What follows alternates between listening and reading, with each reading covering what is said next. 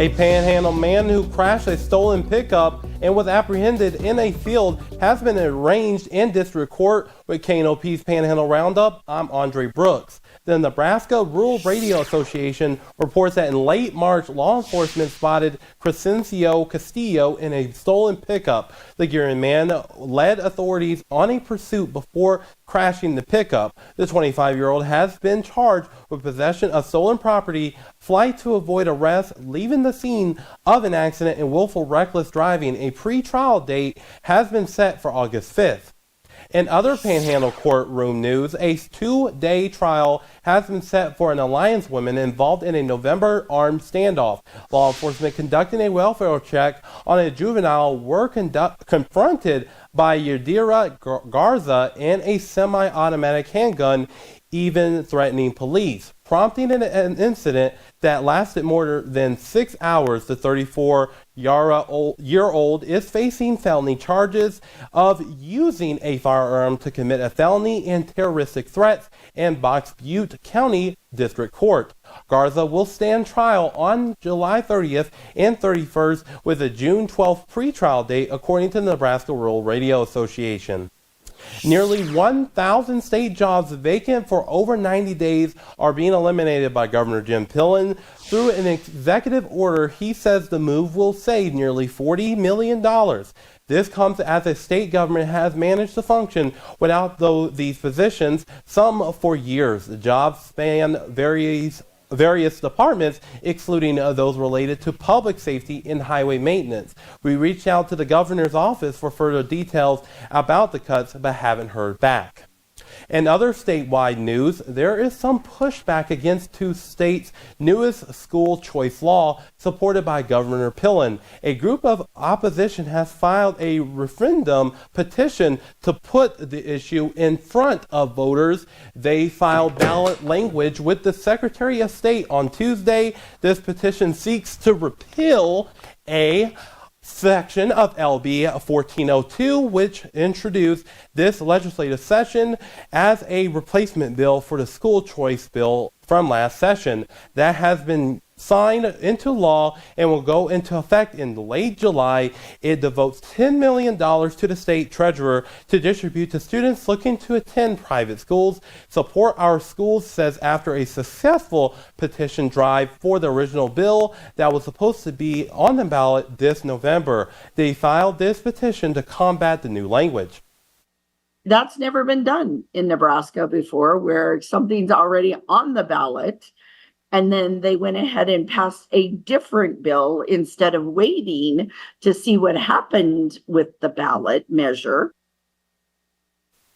Benson says once the ballot language is reviewed, the group will have until mid-July to collect more than 60,000 signatures to get the issue on the November ballot.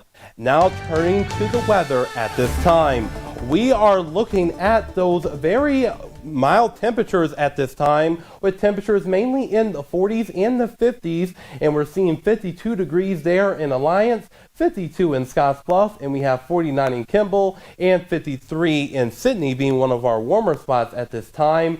And we are seeing those mainly sunny conditions too. And throughout the day, we will see those temperatures increase into the upper 50s to low to mid 60s, and we will see 62 potentially here in Scottsbluff. But once we get into tonight, we will see those temperatures drop on down into the 30s and 40s. So it's going to be a relatively mild to cool night in store for us, folks. But once we enter into our Friday, we will see those temperatures kind of be all over the place in the 40s and 50s in some spots, and even a 60 is quite possible too. And we're going to be monitoring that for sure.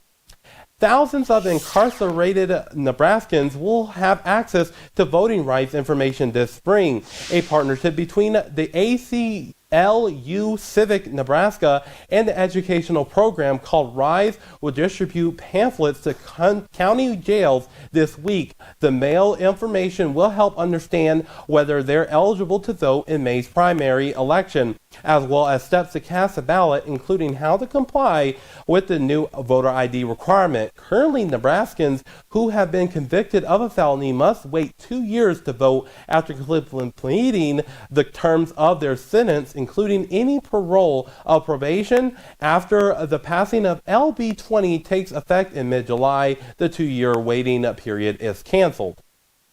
Nearly 14 months after it happened, a South Dakota man stands convicted in the Fauna Park murder case. 21-year-old Logan Hunt's horse will be sentenced this summer for second-degree murder and a weapons charge. Police arrested Hunt's horse in March of last year after they found a dead body in a horse barn. 62-year-old Todd Schreier had been shot and beaten to death in a robbery scheme. 4 related charges against Hunt's horse were dropped in a plea deal. He'll be sentenced in July and could get life in prison. Cases against 2 other suspects, Austin Kelly and Lane Harris, are pending in Hall County. In some protests aiming to raise awareness about the war in Gaza have been led to clashes between police and students, but that wasn't the case in Lincoln. Dozens showed up to protest the war, but only a few officers observed the gathering. Students made demands to the university to end its study abroad trip to Israel and to close investments funding Israel. They also vowed to maintain pressure until the university gives in. Now sports director John Clanton joins us with a check of Panhandle sports. Welcome to the Sports Desk. One Western Nebraska Community College women's basketball player taking her talents to the 4-year college level.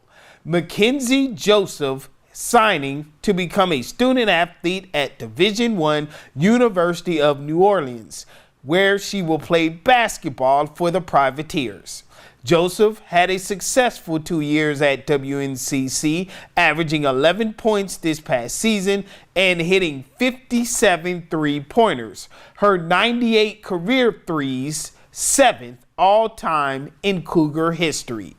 And finally, the Nebraska baseball team at home on Wednesday night, taking on Kansas State in non-conference action.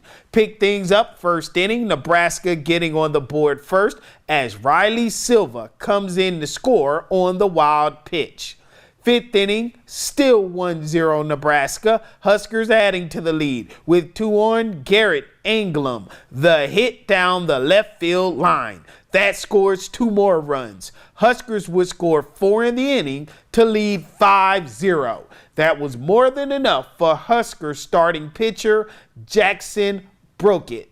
He pitches a complete game, no-hit shutout, striking out 12.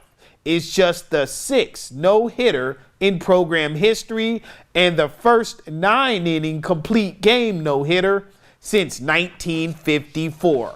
Nebraska breaks their non-conference bad luck in a big way as they go on to get the win 8-0 over Kansas State in a history-making night. So big win for the Nebraska baseball team. That's all from the Sports Desk. Everyone have a great day and see ya.